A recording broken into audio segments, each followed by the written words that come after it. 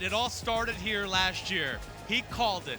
Jalen Hurts, 1 for 1 since at NBC Sports. The pressure's on now. Now you got to go 2 for 2. It really is. Jalen Hurts made me look good, but my ride or die this year is Amon-Ra St. Brown, who's an elite wide receiver in fantasy.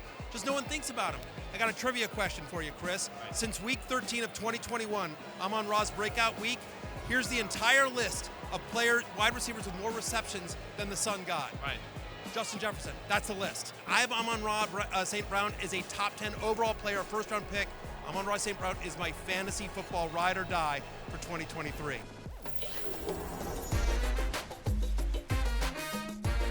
Fantasy Football Happy Hour with Matthew Berry, served by Applebee's.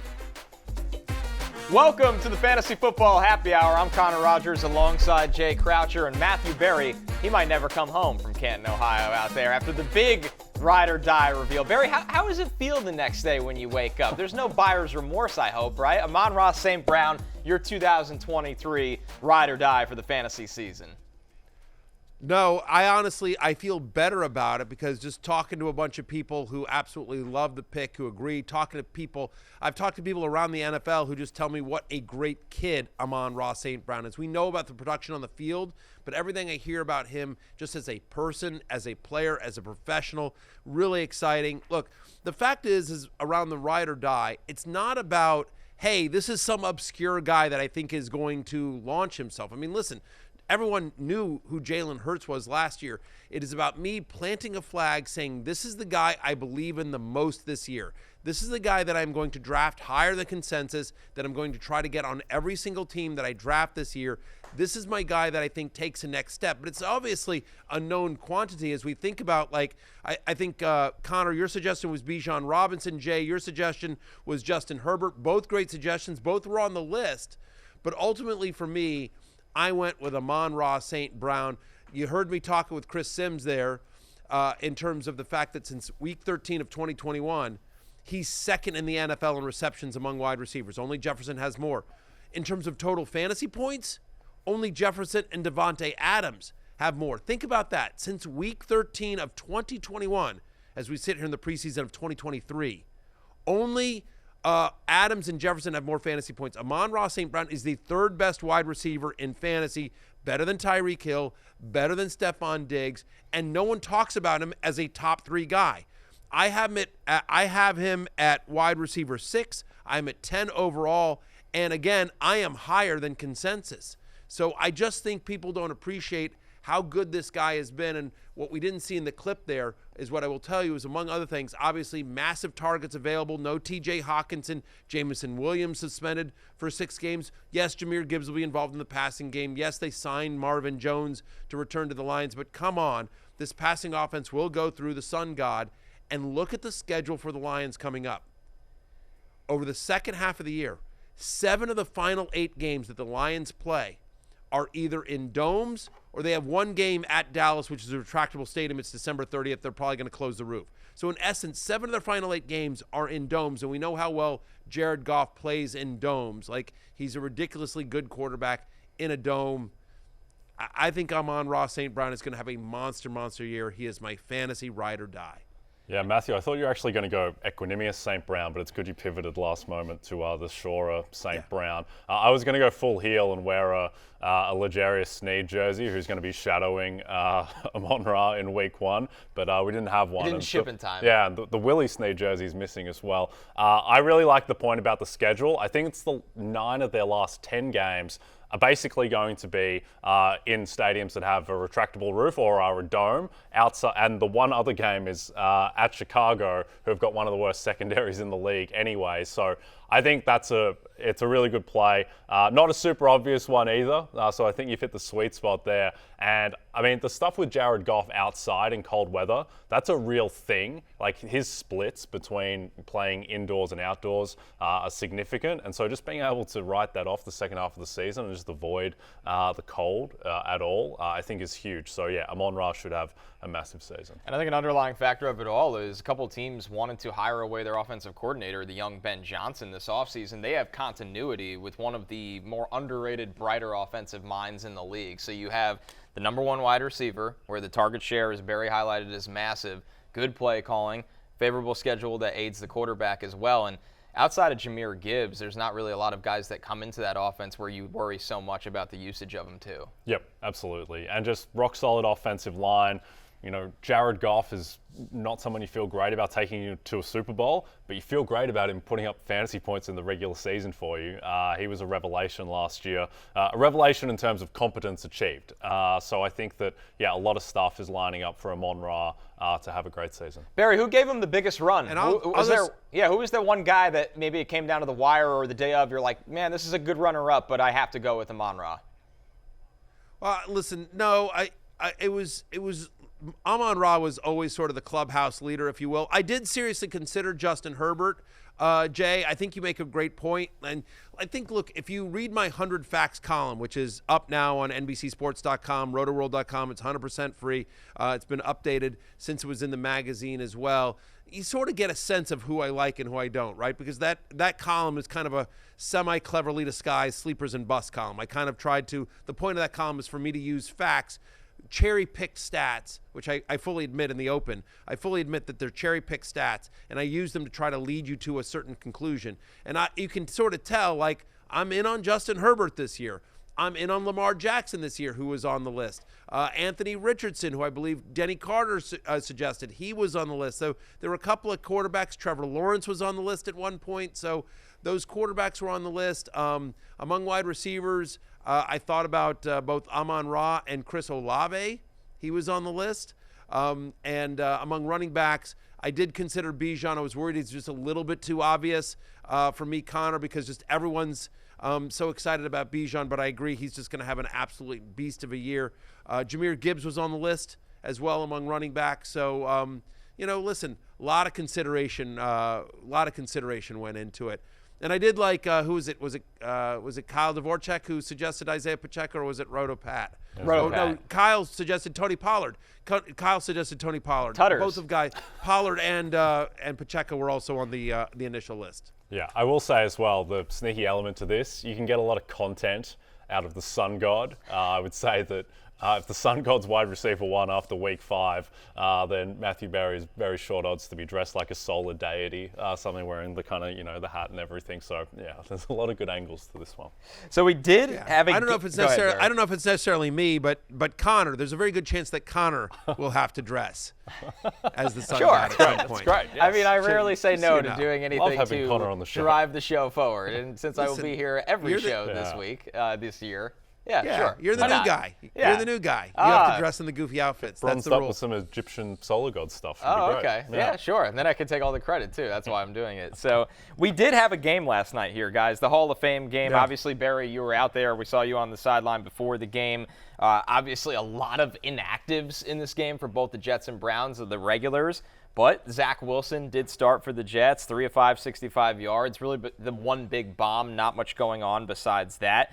It's been a big-time struggle for Zach Wilson to start his career throughout his first 2 seasons. Now Aaron Rodgers' backup, Jay, which takes him out of the spotlight. Maybe not a fantasy-relevant player this year, but in terms of Hall of Fame game storylines, this was about as big as it gets. Yeah, and it wasn't a great start taking the sack on that third down on the first drive, but beautiful deep ball, which showed, I think, the potential of why he went number 2 in the draft. Story of Zach Wilson, in 5 dropbacks. Yeah, I mean, all the stuff that was swirling around Zach at the end of last season, just the stuff that you would hear was just not great in terms of where he was at, and just the sense that he was just broken as a quarterback. There was just nothing there. I mean, Connor, you're as close to the Jets as anyone. Have you heard that just he's in a better spot now? Yeah, I think just being out of the spotlight. The relationship with Aaron Rodgers is real, and you saw them laughing on the sideline. Zach Wilson Rodgers had a headset on last night. He apparently called the deep shot play, which goes to show you the serious nature of the Hall of Fame game.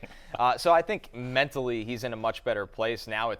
He had 5 dropbacks, right? It's hard, and it's the Hall of Fame game. It's hard to have a huge takeaway. We knew he had arm talent, great throw. We knew Zach Wilson can do that. Now it's building that up, and the Jets need to figure out when the time comes that Aaron Rodgers walks away, do they still have their starter behind him, or are they going to have to look somewhere else? So the babiest of baby steps, but still little growth from Zach Wilson this summer. I think if I was calling offensive plays for the Hall of Fame game, I'd just also call the 57-yard The bomb. bomb every time. Yeah, exactly. In the So mold of good NFL call from Aaron. blitz. Yeah.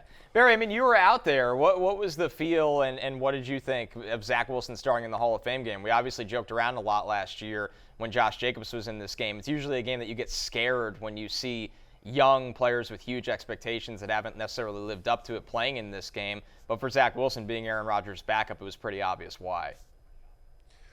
We talked about this in the offseason. I mean, listen, I have Zach Wilson on the dynasty team that I care the most about. So I am rooting for Zach Wilson, and I think we talked about this, that we thought that the best case scenario to sort of salvage Zach Wilson's career, especially if he was staying in New York, was for the Jets to sign Aaron Rodgers, somebody that Zach Wilson has been very public about his admiration for, that Rodgers was his favorite quarterback growing up. And so coming in there, taking the spotlight off Zach Wilson, to your point, yes, he was broken. Like, the New York media just, listen, and Zach didn't help himself in a few spots as well. But the fact of the matter is taking the pressure off of him, having the entire spotlight on Rodgers, and having Rodgers as sort of a mentor who clearly seems to be embracing that role with Zach Wilson, I think is huge for this long-term development. And let's be clear, guys.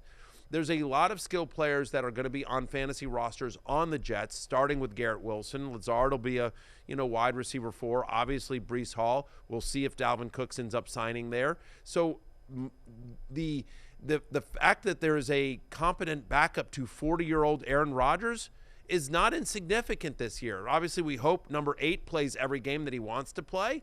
But the fact is that there's a non-zero chance that we see Zach Wilson in significant action this year. And so there is a chance that he's fantasy relevant, or certainly at least to the players on fantasy rosters. So, yes, it is the babiest of baby steps, but it's a positive step. And all we've seen over the last year is nothing but negative steps for Zach Wilson. So him to come out on a national stage, hit the bomb, look good, look positive. Listen, yes, the Browns were sitting a lot of people too, but make no mistake, Kevin Stefanski plays to win games. You know what I mean? Like, Jay, I think we talked about this off air, but listen, Browns plus 2.5. Like that was I said that internally to the guys at Football Night in America. I just said Stefanski plays to win, guys, in the preseason. Browns plus 2.5, and obviously that cashed. So I thought it was a really good sign, to the extent there is one, from Zach Wilson. Yeah, Kevin Stefanski handing Robert Saleh his first ever preseason loss. So the big thrilling upset over on the Browns side of things. They had a couple of backup quarterbacks play. Former Vikings third-rounder Kellen Mond got the start.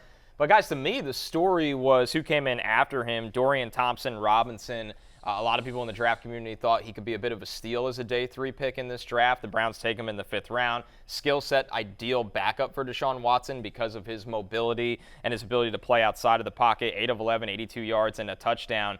When you look at DTR last night, Jay, this is someone to me that I've only done 2 rookie drafts this year for Dynasty, but I got him for free in one of them because you look at Deshaun Watson's history with injuries, you look at DTR's skill set, a 5-year starter at UCLA, highly productive under Chip Kelly all of those years, and yes, it's the Hall of Fame game, yes, it's the second half, but you could see a bit of an electric side to DTR's game. Yeah, and definitely a hugely friendly fantasy skill set. Obviously, that 100%. He has 6 carries for 36 yards, looked explosive. I think, he was the story last night outside of that Zach Wilson bomb. And look, I mean, we all expect that Deshaun Watson is going to bounce back somewhat.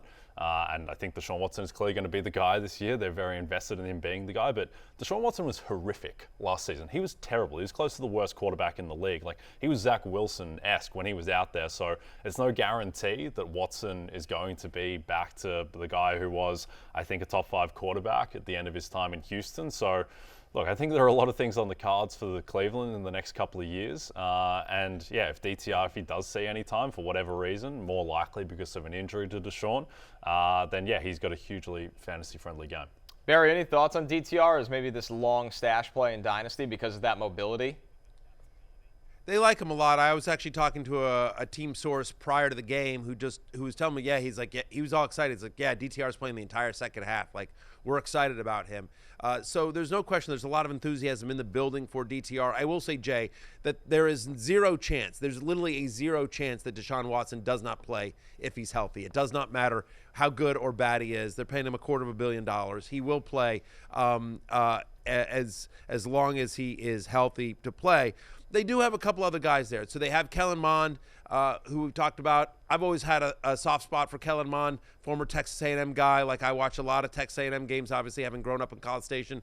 Kellen Mond was a baller when he played in College Station. So I've always liked him, and I know Stefanski likes him as well. Of course, Mond originally drafted by the Vikings. I'll also say this, and Stefanski likes Mond, although they weren't there in Minnesota at the same time, I don't believe.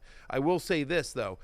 They also have Josh Dobbs there. Always kind of like Josh Dobbs. Remember, Josh Dobbs started a game with playoff implications last year for Tennessee. So there's a lot of sort of uncertainty behind Deshaun Watson as to who the backup is, whether it's Mond, whether it's Josh Dobbs, whether it's DTR. But I will say that internally in the building, they're very excited about the potential of DTR. And even though it was the second half and against, kind of a vanilla defense and third stringers, he did nothing to dissuade that enthusiasm last night. I don't mind him as a flyer in Dynasty, not at all. Yeah, it's an interesting one with Deshaun where if he was as bad as he was last year, like exactly how long is the leash? Obviously, he's going to play all of this season no matter what, and probably plays all of next season no matter what. But like, how bad would he have to be for the contract all of a sudden to, create some uncertainty at the position? But yeah, he's clearly the guy for the long term. On the skill player side of things, we saw a lot of Izzy Abanikanda, the fifth-round rookie on the Jets that was drafted out of Pitt. Monster year for Pitt last year, 4.3 speed. On paper, guys, 9 carries, 27 yards, and the touchdown, you kind of shrug. But the touchdown run showed the outside speed as the Dalvin Cook saga, carries on, and we don't know if those sides will find middle ground, the Jets wanting to sign him, if Cook really wants to be a Dolphin or if he wants to be a Jet. What his health status is and everything beyond that. Abanikanda, Jay, gets a case to showcase himself in the preseason because here's the thing. Michael Carter and Bam Knight, they didn't suit up, but Abanikanda in one play showed something that neither of those guys have, and that is outside speed, which is a big part of Nathaniel Hackett's running game. Yeah, it feels like Bam Knight is kind of the forgotten guy because he came in and he was pretty good, and then I think he was dealing with some injuries. We rode the bandwagon for a couple weeks on the show. Yeah, there was animations and everything about the bandwagon, and then I think he got hurt a little bit towards the end of the season. He wasn't quite the same, but I would think that he should have the inside track to be Breece Hall's backup. I know maybe Carter's a bit more established, but do you think that it's viable that Izzy could displace, at least Carter? It feels like one of those 2024 things where Izzy's on the roster as the third or fourth guy. I think this team will carry 4 running backs, by the way.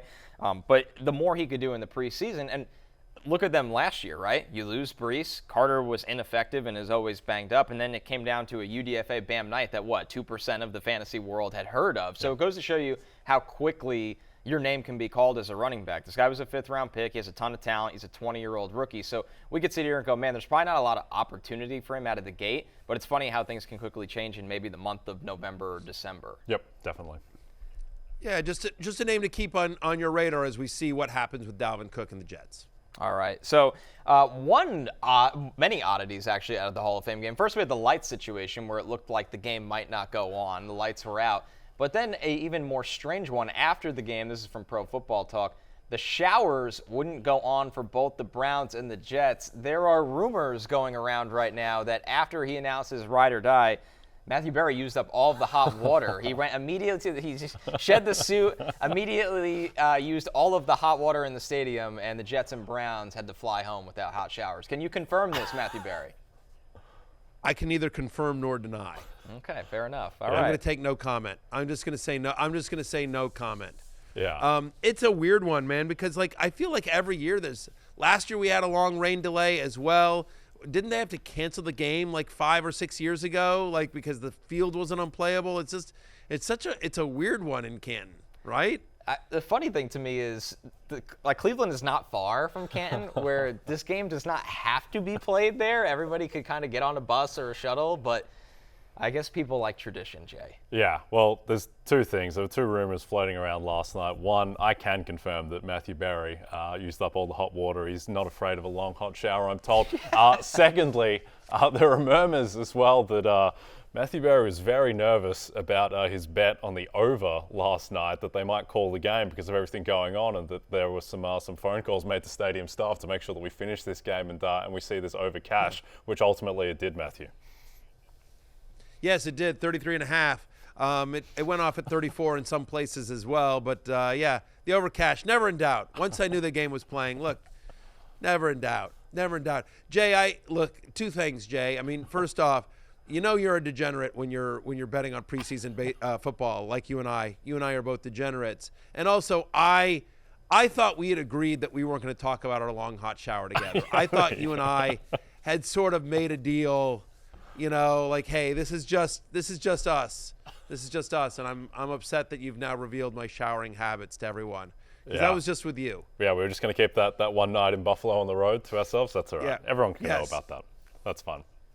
The show is back, and so is the Rotoworld Fantasy Football Draft Guide. Stay connected throughout training camps with updated player rankings, team profiles, and projections that will help you win your fantasy league. Go to NBCSports.com/draft guide and use promo code BARRY20 for 20% off at checkout.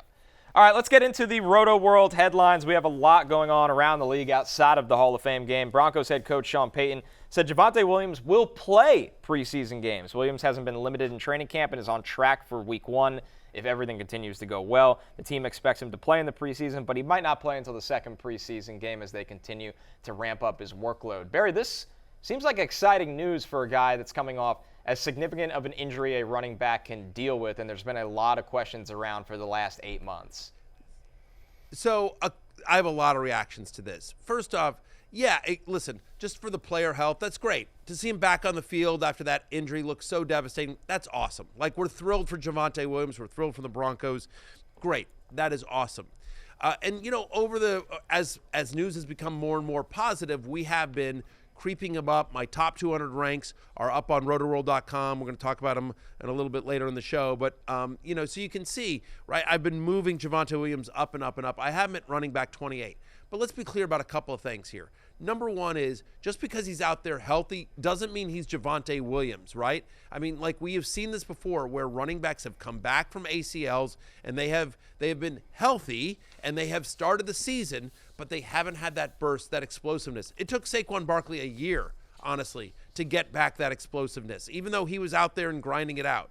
So number one is there's that. Just because Javonte Williams is out there doesn't mean he's the Javonte Williams we saw as a rookie and fully healthy. There could be that. And remember last year he played under 60% of the snaps in 2 of the 3 games he did play last year prior to the injury. And then you also think about this head coaching staff in Sean Payton. Sean Payton likes multiple running backs, right? 5 of his final 6 seasons in New Orleans. 5 of his final 6 seasons in New Orleans, Sean Payton gave at least 150 touches to multiple running backs. One of the reasons why Samaje Perine signed in Denver is because Sean Payton talked to him about, I'm going to use multiple backs. I'm going to use multiple guys. Come here, because Cincinnati wanted to keep him. Perine played well last year and had suitors, and he went to Denver because Sean Payton convinced him, you're going to have a role. You're going to have a significant role on this team. And so I'm not saying you draft Perine ahead of Javonte Williams, but I will say as the drumbeat continues for positive news on Javonte Williams, I think Williams' ADP will rise. Perine's ADP will lower. Perine's currently my running back 33. So again, think about that. I have Williams at 28 and Perine at 33. I am really close. And I think by the time drafts are really happening, that gap in terms of ADP will be significant. I'm not going to move my rankings that much between those two guys, but I think Perine is actually going to be the better value because people are going to be so, Javonte's back, and they're forgetting Perine. Perine's going to have a role regardless. And again, I'm not convinced Javonte Williams is going to be Javonte Williams that we saw last year pre-injury. It takes a while to come back from an ACL. Yeah, I think coaches just seem to love Samaje Perine. Like, Zach Taylor literally gave him the ball with the Super Bowl on the line for better or worse. And I think the thing with Javonte Williams is, I think it's firstly great to hear some positive injury news out of Denver, which has been a rarity in preseasons the past few years. But with Javonte, I think we've gotten to the point where his name value, I think because people were so excited about Javonte going into last year, as a sleeper, as a potential top 10 running back in fantasy, where, this is a guy who's topped 75 yards in the NFL twice in his career in a game. He's gotten more than 15 carries in a game twice. And coming off the injury with Payton's system, to your point, Matthew, and just with the respect that Perine commands and how coaches love him, I don't think that we're going to see a massive year out of Javonte, though it's certainly very good to see that he's he's healthy at this point. Yeah, we're dangerously inching towards name recognition being the problem with Javonte Williams until obviously the health and the talent's always been there, but until that catches up to his actual value. NFL Network's Ian Rappaport expects Alvin Kamara to be suspended. Speaking of running backs here, listen, Kamara, we've been bracing for this for a while, Jay. It feels like this has been rumored for years since the incident happened now, and this is a team that they took Kendre Miller early in the 3rd round. They have depth at the running back position. I think it's no surprise, and fantasy drafts have reflected or baked in this expected Kamara suspension.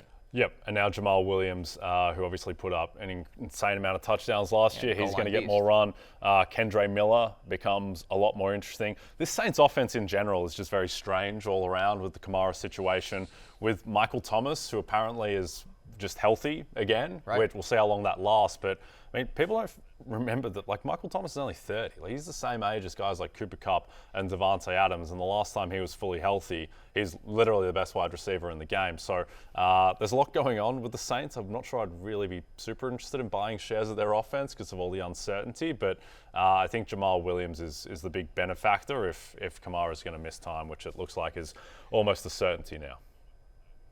Yeah, by the way, and so you've got 3 things going on with Kamara. There is the chance that he's suspended, right? We expect that to happen. We'll see how much it is. My guess is because they settled and everything like that, I think it'll be a couple of games. I don't think it'll be the 6 that's been rumored, but we'll see what happens. But then you've also got injuries, right? I mean, so to your point, this is somebody that has missed a significant amount of time over the last couple of years where he's been banged up. And then also, by the way, he hadn't been good. I mean, last year, remember he had week 8. Week 8, he had that crazy 42-point game. But if you take out that 42-point game, and I understand it counts, but if you remove that 42-point game, he averaged 12.1 fantasy points per game, which would have been running back 24 last year. Over his final 9 games last year, week 9 on last season, he was running back 38 in points per game. Had under 33 receiving yards last season. And now you've got a new quarterback in Derek Carr. You've got a new toy in Chris Olave, and for Derek Carr.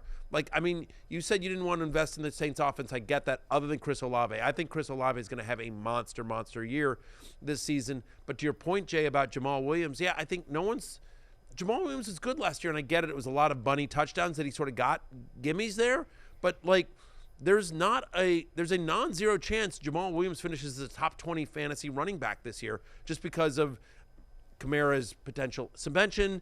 He might get banged up. He's been ineffective compared to Kamara levels the last couple of years. You mentioned Kendre Miller, who I absolutely love as well. Strongest handshake I've had since this side of Adrian Peterson. Just an unbelievable handshake.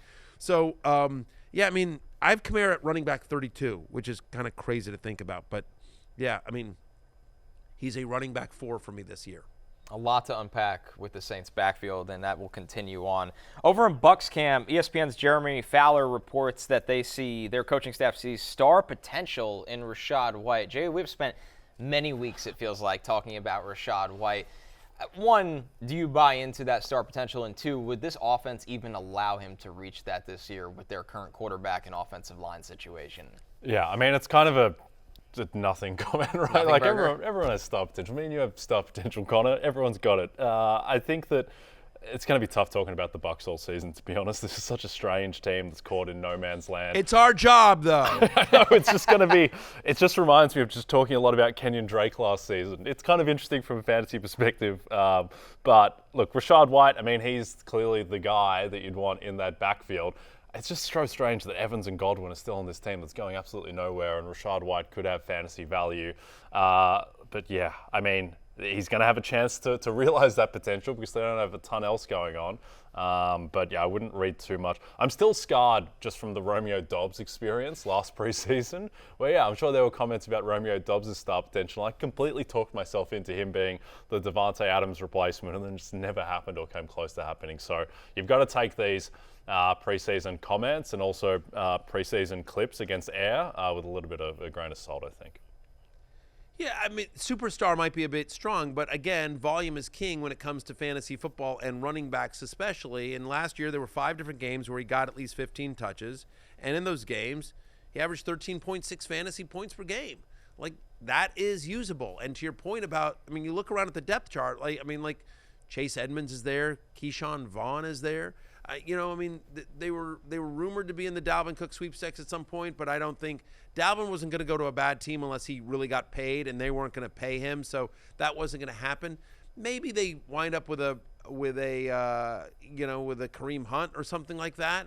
But right now it just seems like, look, in the land of the blind, the one-eyed king is man. The one-eyed man is king. One-eyed king is man. What? Good Lord. It's early here. It's early here. Season of look, sayings messed up. Sorry about that.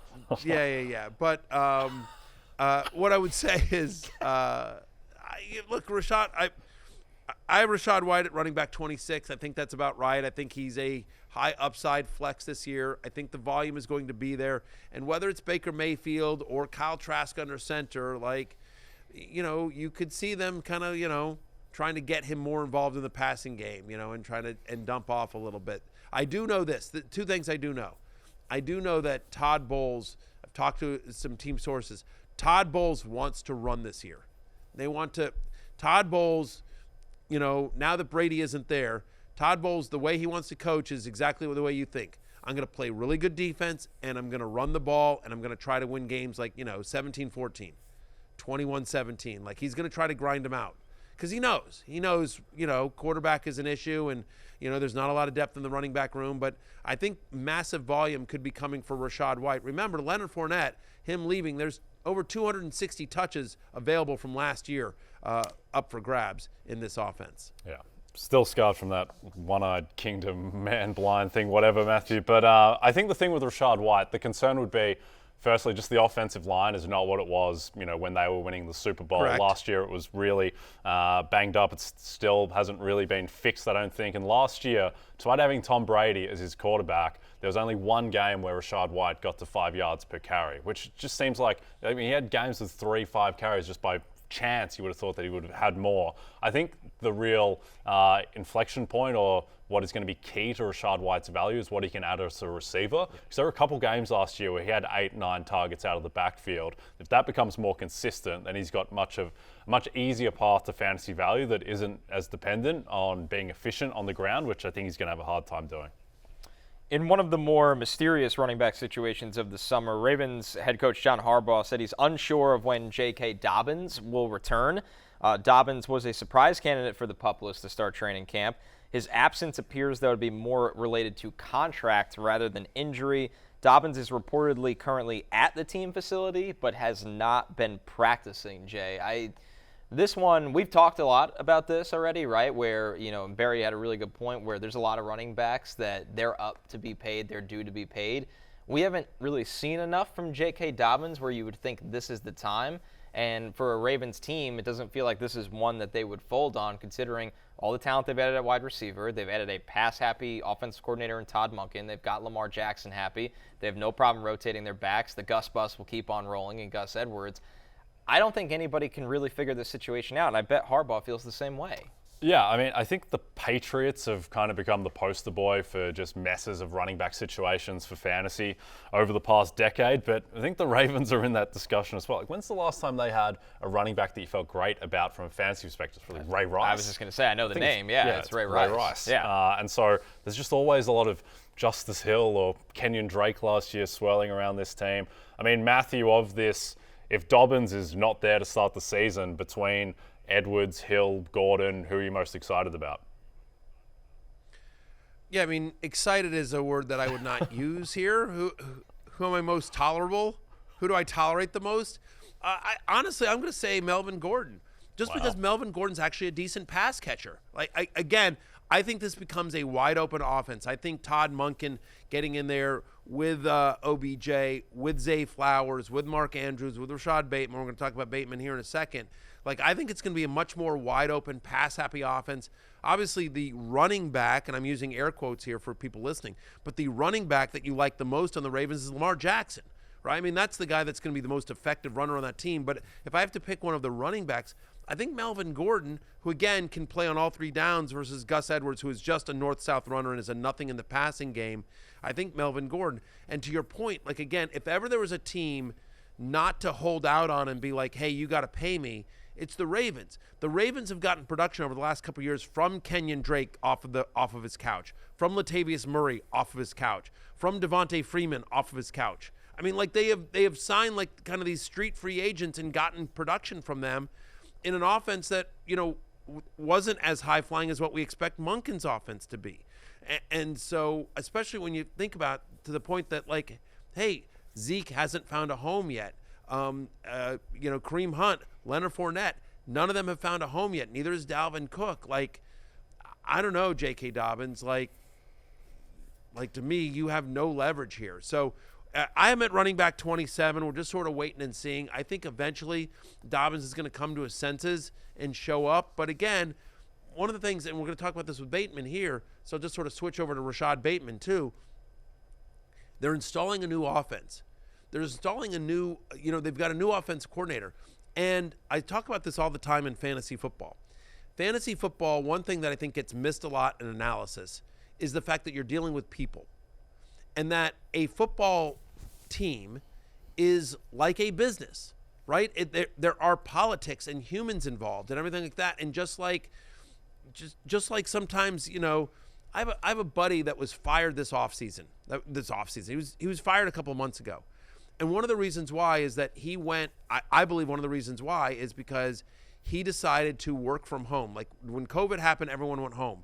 And then everyone else came back to the office. And my buddy was just like, I just don't want to go back to the office. So for 2 years, he just wasn't in the office. And then this company went under budget cuts and like just out of sight, out of mind. And so my point with that is just like, again, there's politics involved. And so if Dobbins is like hiding out in the training room and isn't establishing connection with Todd Monken and isn't learning the offense, right? I mean, like it just like, whatever, if Melvin Gordon's in there and working his ass off and so is Gus Edwards, like if you're Todd Monken, like where are you giving the ball to? Ultimately, talent will win out, but I just, this is not a fantasy phrase, but I get the fantasy heebie-jeebies from Dobbins this year. Just bad vibes. Note to J.K. Dobbins, you can't practice on Zoom. So that's so a tough scene for him. But on a more positive Ravens note, yeah, what's that, Barry? Am I right? I mean, listen, Connor, you're around the Jets facility all the time. You have been for many, many years. Like, I mean, like, am I wrong? Like, there are politics involved in an 100. NFL franchise, just like there are in every office across America. Absolutely, and I think what's scarier is once a staff sours on a player, I've rarely ever seen some great movie comeback story. It's over. They phase you out because they care about reliability, putting in a game plan that they can rely on you for what they're asking of you, and that's done in practice. And when you are not practicing, you can't do that. So, I mean, the clock and the calendar is currently still in Dobbins' favor because it's the first week of August, but when you get to the third week of August and everybody starts batting an eye towards week 1 of the NFL season, I mean, once that train leaves the station, it doesn't come back to pick you up. So I'm with you all the way. I would personally want almost nothing to do with J.K. Dobbins right now at his value. Nothing to do with it. No, I agree.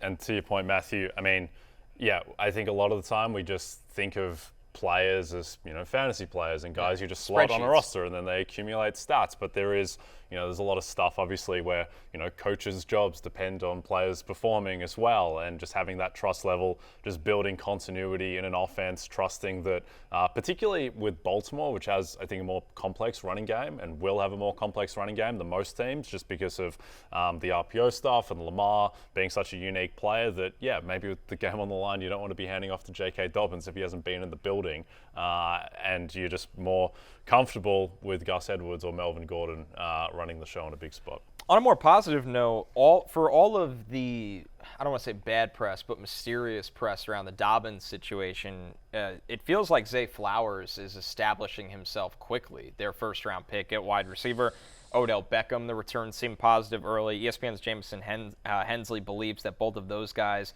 have solidified themselves as the top 2 wide receivers in Baltimore, obviously with Bateman sidelined again, which is the story of Bateman. It opens the door for a rookie to be on the field. Odell Beckham, no matter what, was going to be on the field. And, Jay, we cannot emphasize this enough on this show with Monken in town. it's not just that they'll pass more. It's that they might use an extension of the run game more in terms of finding ways to get Flowers the ball, whether it's the screen game, the pitch passes, the jet sweeps. Those are things that he specializes in, schemed run and catch touches.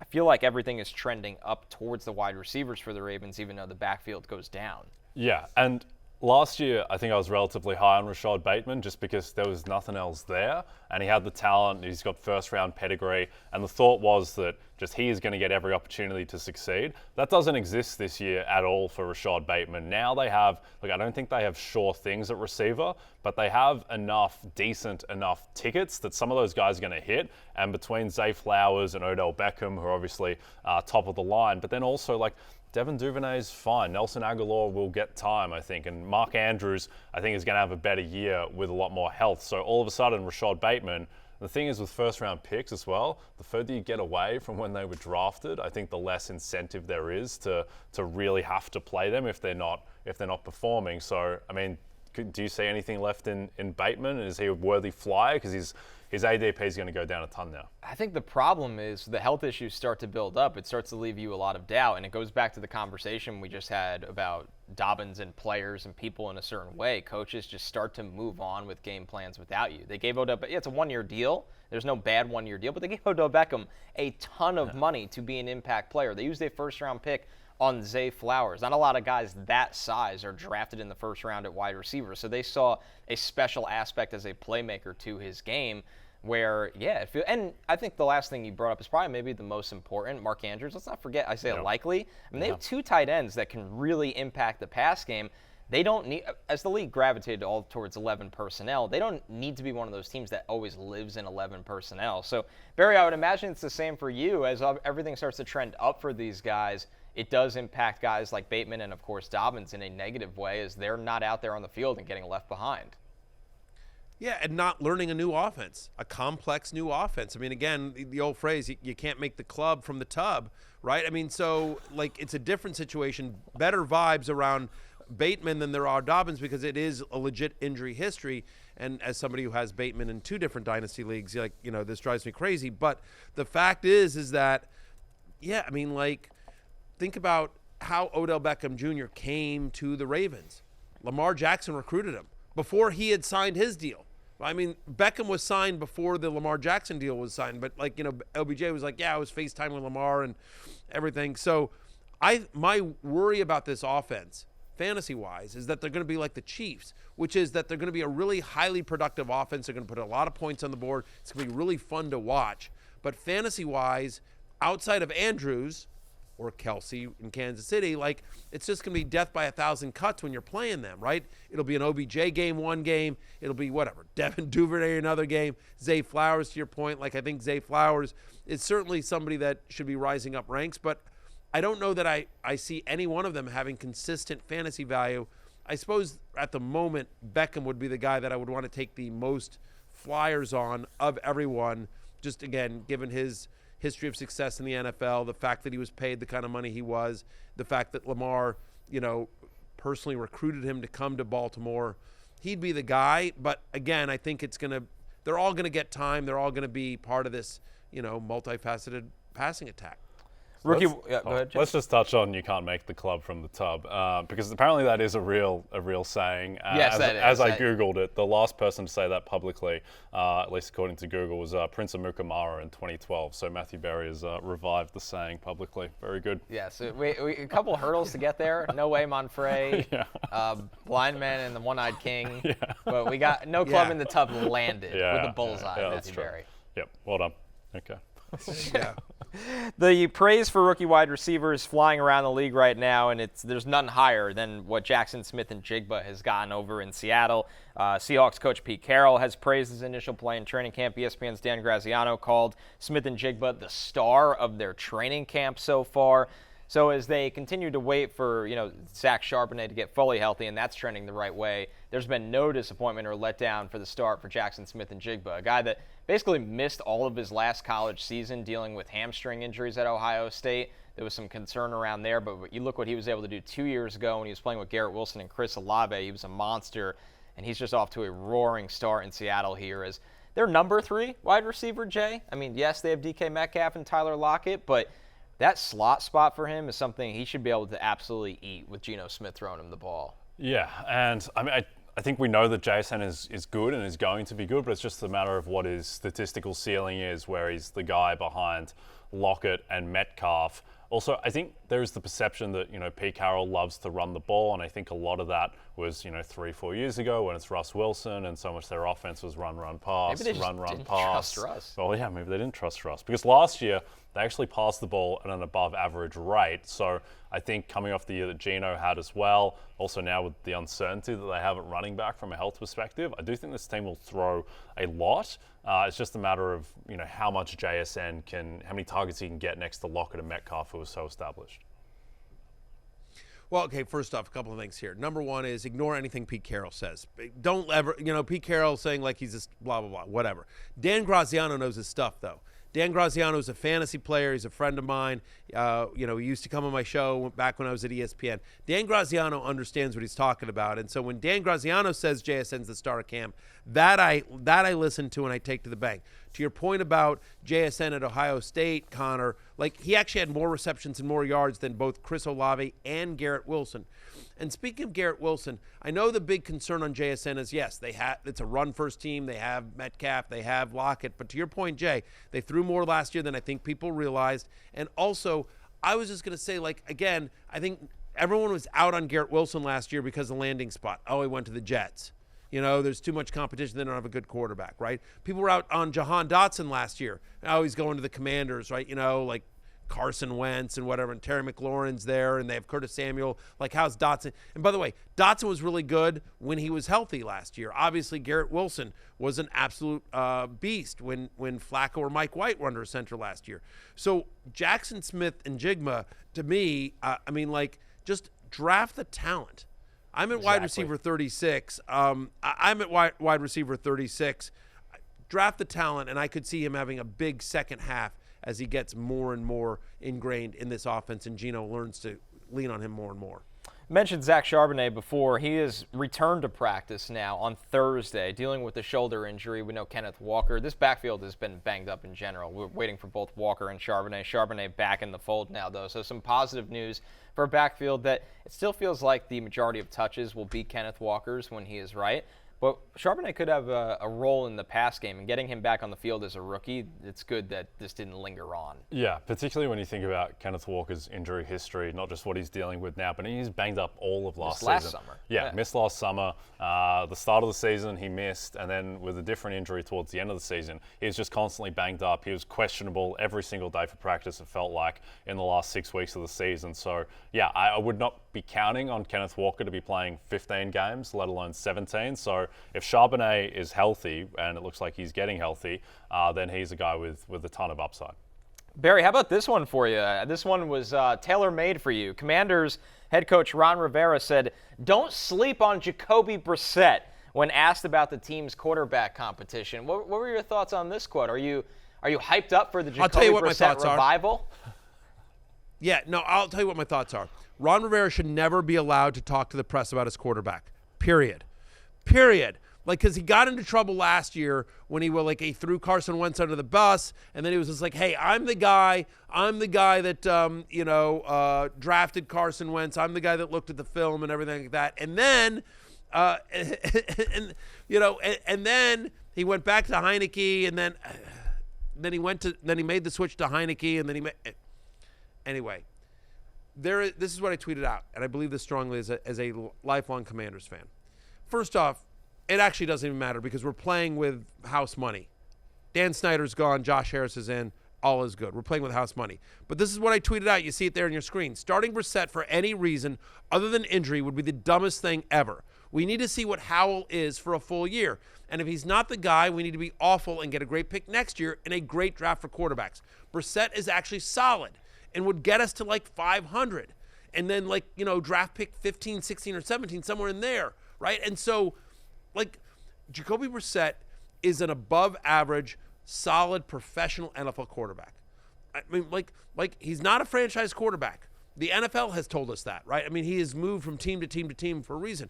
But he is also, anywhere he's gone, whether it's been Miami, whether it's been Indy, whether it's been Cleveland, whether it's been New England, when he has gotten an opportunity, Jacoby Brissett has moved the ball and been solid. And like Jacoby Brissett with that offense and that skill set around him and that defense in Washington, Jacoby Brissett is 7-9 wins. Maybe you squeak into the playoffs, but you're picking like 15th or 16th, and you're not in on any of the great quarterbacks next year. Sam Howell needs a full year.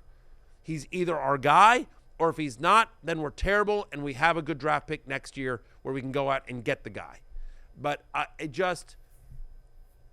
so this, you know what I mean? And I think he's just trying to like make sure that Howell doesn't get into his head, and he's just trying to. But it opens up a can of worms. Don't sleep on Jacoby Brissett. I'm sleeping on Jacoby Brissett because he shouldn't play. It needs to be the Sam Howell show this year, come hell or high water. He can be the worst quarterback in NFL history. He should play every single game. Yeah, I think one of the most underrated stories of last year was actually just exactly how good Jacoby Brissett was. I mean, look at his advanced stats, his PFF grade, everything. He's like a borderline top 10 quarterback in terms of efficiency. But to your point, Matthew, there's just no point to him being on Washington, being the starting quarterback. It doesn't achieve anything for them. Like, they should have had him last year as the guy in the Wentz-Heineke mold. But now that Sam Howell is there, you have to find out what you have with Sam Howell, because they're not winning a Super Bowl or getting to an NFC title game with Jacoby Brissett this season. So what's the point? No. You got to figure out what Howell is. I agree. In a division with Dak Prescott, Jalen Hurts, and Daniel Jones, you're not going out there with Jacoby Brissett. I'm sorry. Like, again, I like Jacoby Brissett. I agree with you, Jay. He is solid. He is fine. He's honestly too good for the job. You know what I mean? Like, anyway, Sam Howell needs to start every single game. If he gets hurt, then fine, Jacoby Brissett can play. But other than that, let's see what we have in Sam Howell. We need to find out if he's the guy or not. It's treading water. That's what it is with Jacoby Brissett. And with a good quarterback class 1,000%. on the horizon, like you hinted at, Barry, this is not the year to tread water. Right. And the challenge is this is the last year of Rivera's contract. And that's my fear, is that Rivera's like, I want to try to win to save my job with a new ownership group, and then anyway. And, like, it's not like Josh Harris can say, hey, go tank. He can't say that. We've already seen an NFL owner get in trouble for allegations around that. So, if I was Josh Harris, I would say, you know what, Ron Rivera, here's an extra year on your contract. I want you playing Sam Howell all year long, and let's see what happens. Olympic champions Simone Biles and Sunny Lee are back, making their returns to elite competition at the U.S. Classic next Sunday, 4:30 Eastern Time on NBC and Peacock. Jay, I would ask you for some early odds on this event, but I won't. I know you're still working on it. Yeah, I still got to grind the tape. Okay, grind the tape. Speaking of grinding the tape, we got Matthew Berry's ranks. The top 10 is in, as always. This is free on NBC Sports. But let's start right here. Of course, number one, Barry, you've hinted at this one for a while with Justin Jefferson at the top, followed by Christian McCaffrey, Jamar Chase, Cooper Kupp, and Austin Eckler to round out the top five. I know you've spoken to this before as well. You landed with Jefferson, just absolutely in love with his fantasy floor this season. Just, one of, if not the most talented wide receiver in the NFL, pass-happy offense, fantasy-friendly offense. No, Adam Thielen's gone, so that's 130 targets. Now, they're not all going to go to Justin Jefferson. I don't know if he even needs more targets. But honestly, I think losing Dalvin Cook actually helps Justin Jefferson because Madison's not going to be as effective. And so I always say this, you don't need to finish as the number one player in fantasy to be worth the number one overall draft. I just think the floor on Justin Jefferson is so high. Like, he's going to, like, if he's healthy, like, the range of outcomes for Justin Jefferson is like from wide receiver 1 to wide receiver 5. Like, you're going to get high-end elite production from Justin Jefferson. Remember, 10 different games last year with over 100 yards. He led all players with games of 30-plus fantasy points or more. He had 7 different ones. I think Justin Jefferson is sort of chalk there. I actually think most of it is chalk. You could argue a little bit of Kupp over Chase. We talked about the other day. I moved Chase over Kupp just because of the injury that just happened at Kupp a little bit there. Look, if you wanted to move the running back down a little bit, there is a little bit of concern that when you look at the numbers between McCaffrey and when Elijah Mitchell was healthy, McCaffrey didn't get as much work. So, and there is, the injury history with McCaffrey, but in that offense, full year in Shanahan's offense, I feel like he's going to be efficient enough where the touches, I don't want to say the touches are irrelevant, but he doesn't need 20 touches to be worth the number 1 running back spot and number 2 overall.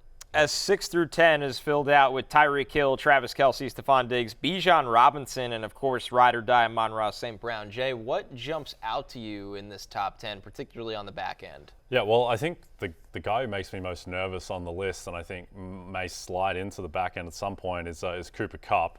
And it's not necessarily just the injury, though that's not great either. It seems like it'll be okay for week 1. Just this Rams team could be just an absolute disaster. You're going to play a game with a friend, figure out how much they know about the NFL. Ask them how many defensive players they can name on the Rams outside of Aaron Donald. Because if you name 3, you're doing pretty well. Try and guess that Russ Yeast is the free safety at the moment. So, look, I know that Kupp, he still put up numbers last year, but I would just worry that team is such a mess that he's not even playing the back end of the season if he has any niggles. But obviously, he's got the talent. Barry, when you look at go ahead. Go ahead. When you round out the top 10, I think you're higher on consensus than with Bijan Robinson and Amon-Ra St. Brown. Bijan being at 9. Now, he's a huge riser. He feels like a guy as we get more towards redrafts. He just keeps climbing and climbing and climbing. There will be people that take him as a top 2 or 3 running back. But what ultimately landed with you getting Bijan and both the Sun God in the top 10 here? Honestly, I don't necessarily think I'm all that high on Bijan Robinson. I think he's more or less consensus top 3 running back. He's certainly top 5. And by the way, it's a little bit of like sort of like, again, if he went 5, if he went 6, if he went ahead of Tyreek Hill, if he went ahead of Travis Kelce, I get it. I think these are more or less the top 10 players that are going to be drafted this year, with the exception of Amon-Ra. I'll talk about him in 1 second. But yeah, I mean, I wouldn't be shocked, especially as the drumbeat grows louder and louder, that Bijan keeps rising. We all agree he's going to have a monster year, and I don't think there's a secret there. I have Amon-Ra. Obviously, he's my fantasy ride or die. After crunching all the numbers, I feel the most solid about him at 10. Look, the people that could go at 10 that aren't there, I've seen Davante Adams there. I've seen Nick Chubb there. So I mean, CeeDee Lamb. I could certainly see any of those players there at 10, and those are guys that'll be in the the next top few after the top 10. But yeah, I mean, I feel better about wide receivers this year than I do about running backs. I think this is a pretty good year to go 0 RB or to wait on a running back. We feel better about the floor and the elite production from some of these wide receivers. There's just so many good wide receivers. And honestly, I do think there's a drop-off. Like, after you get past, like, these wide receivers that you see, and then you're talking about CeeDee Lamb, and you're talking about A.J. Brown and Davante Adams, and, like, that sort of, like, 8 to 10 list of wide receivers, I do think there's a significant drop-off. So I do think it's imperative this year, more than previous years, to have an elite wide receiver versus an elite running back. All right. Like, if we're going to skimp somewhere, I feel like running back is somewhere that you can wait till the 2nd or 3rd round. Or, honestly, like 5th or 6th if you're doing 0 RB. We will be back on Monday for much more on Barry's rankings, position by position, of course. And Barry will be back from Ohio, right on this test. I feel like you've really missed him alongside us, Jay. I can see it in your face. I can really see it in your I like the emotions. bookshelf. I'll miss the bookshelf and the books, but it'll be good to have you back, Matthew. It's filled with rich mahogany books and smells of leather. That's the quote, right? All right. Yeah, I don't know. Way to go out on a good one. For Jay Croucher, Matthew Berry. Smells of rich mahogany. I'm Connor Rogers. Many leather-bound books. We're back Monday. Peace out.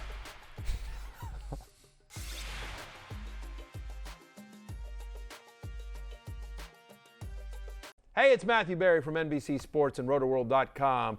Just want to thank you so much for watching what you just watched, or at least being too lazy to click out of it after the autoplay just kept it going. So either way, thank you so much for just letting it scroll by your screen. And now I'd like to ask you respectfully, please subscribe to the NFL on NBC YouTube channel for the latest NFL news, fantasy headlines from Rotoworld, and betting analysis from NBC Sports Edge.